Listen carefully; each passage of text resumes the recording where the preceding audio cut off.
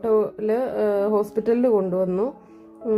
ഏട്ടൻ്റെ തൊട ഭാഗത്തും എൻ്റെ മുട്ടിന് താഴെയുള്ള ഭാഗത്തുമായിരുന്നു വണ്ടി തട്ടിയത്.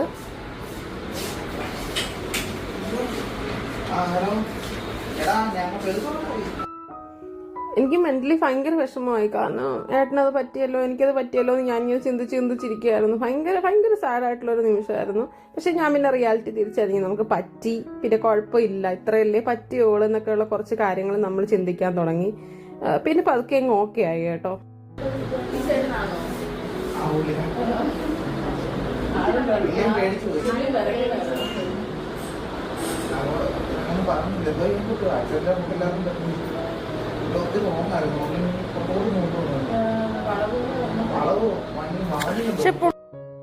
പിന്നെ നമ്മളെ കുറിച്ച് മാത്രമല്ല, തട്ടിയ ചേട്ടൻ നല്ല ഏജ്ഡ് ആയിട്ടുള്ള ആളാണ്. പുള്ളി നല്ലപോലെ പേടിച്ച്, ഭയങ്കരമായിട്ട് പേടിച്ച്. പിന്നെ നമ്മള് ഒരുപാടൊന്നും പറയാൻ